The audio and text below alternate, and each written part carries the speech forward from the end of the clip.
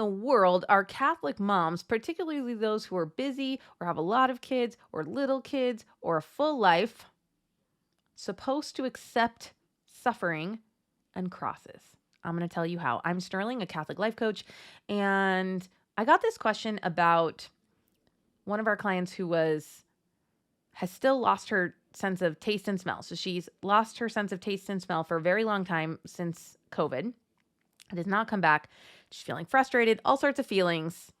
And she wants to have peace and acceptance around this. And then her brain continues to have resistance and is very upset about it. And I thought this was such a great example.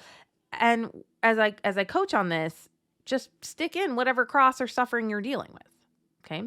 So she asked one question first, which I thought was so wise, because she said, I want to have acceptance/peace about this. And she said, well, those are probably different emotions, which means they would be different models. Okay. So in my program, we teach you how to run a model. You can go back to the very beginning of this show and I explain what the model is and how to do it. But she's right. They're two different models, peace and acceptance. They're just slightly different flavors of feeling calm and good, surrendered, trust, right? Like all of those are pretty similar. They're in a similar family, but they do feel a little bit different. Okay. I often think that peace and acceptance come together. It's hard to feel peace when we don't have acceptance. And is it hard to feel acceptance if you don't have peace? I think acceptance comes first. I think acceptance leads to peace in this scenario with the suffering. Okay. So when we're in resistance of the suffering and the cross, this shouldn't be happening. This should be over by now. I shouldn't have to deal with this. Why isn't God helping me? Of course, we have all of those questions. Okay. That's resistance. It's the opposite of acceptance. So acceptance is, this is happening. God has willed this for me right now. We know if it's happening right now, God has willed it. He has allowed it. Okay. And so we don't want to tell him he's wrong, right? We don't want to knock on the pearly gates of heaven and be like, excuse me, I ordered a human life experience where I could taste my food and smell things. I'd like to file a complaint. Right? We don't want that. We can always pray for healing and tell God how we're feeling. That's not wrong. But when we get a little demanding or upset that he hasn't done something, we just want to check in with that. So I think the other thing that trips us up about is acceptance is that we think in order to accept something, we have to like it. Like good Catholics not only accept it, but they like it. And I've read several things from saints who talk about kissing your crosses. But we can just say, you know what?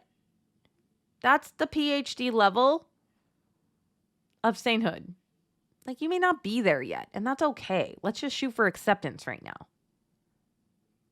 Acceptance is just, this is happening.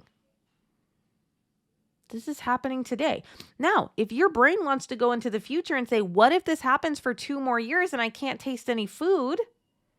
Now you are having anxiety about a cross that you do not have. We don't know if that's true or not. God is genuinely just asking you to accept it today. I think that's why some of these crosses steal so much of our energy, because we spend so much time thinking about our past experience of it and projecting our future experience of it instead of just saying, you know what? I have this cross today. I'm actually just handling it. I can accept it today. And that's all God is asking you to do, is just to wake up and say, Lord, I love you. I'm accepting this cross today. Then when I think you do that, as you watch yourself do that, so then we would move acceptance of the suffering into your circumstance line. Acceptance of the suffering, then you're going to have a thought about that will lead to peace. I'm doing it. I've accepted it. Something. And so as she was kind of modeling it out, she put loss of taste and smell in the circumstance line. And her thought was, I am a woman who unites her sufferings with the Lord. And I love that thought. That's a should thought, though. That is a thought that Catholics think that they should have. But the thing is, it often doesn't work because it doesn't actually feel like peace. So if you think that thought and it feels like warm, yummy peace settling over your body, rock on. That's a great thought. But I think a lot of us are like, offer it up. I unite my suffering to the Lord, but we're kind of saying it through gritted teeth a little bit. And it actually doesn't feel like peace. So that's why I like separating it out. I would go for acceptance first, which is I accept this today.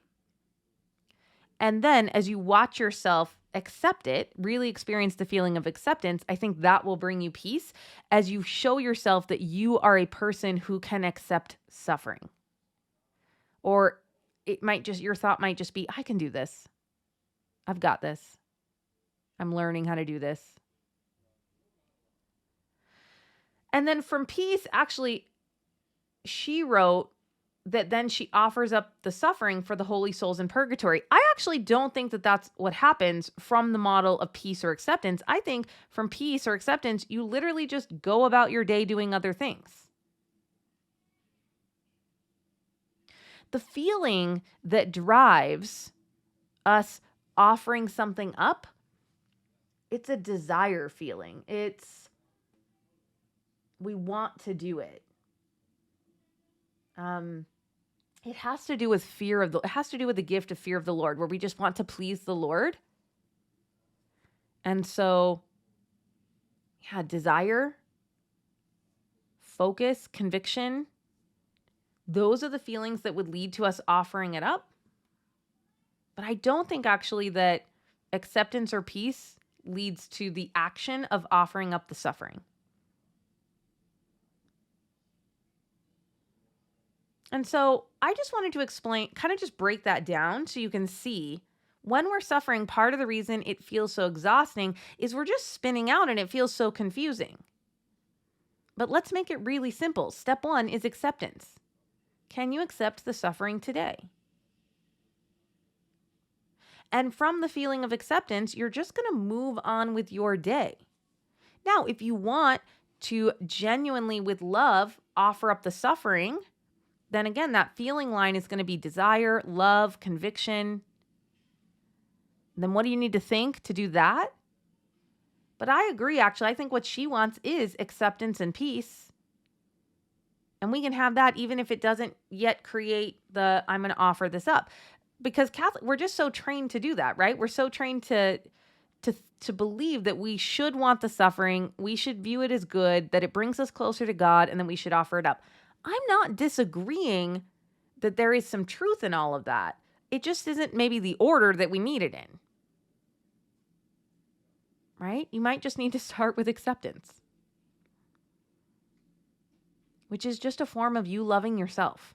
And when you fill yourself up with this love from the Lord, you'll have more of it to do other things, including offering up the suffering.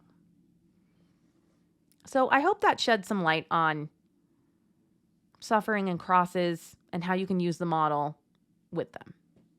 Thanks so much for listening and have a blessed day. I hope you enjoyed this episode of Catholic Mom Mindset. To learn more about growing closer to the Holy Spirit, check out our free resources at madeforgreatness.co. Thank you so much for listening and have a blessed day.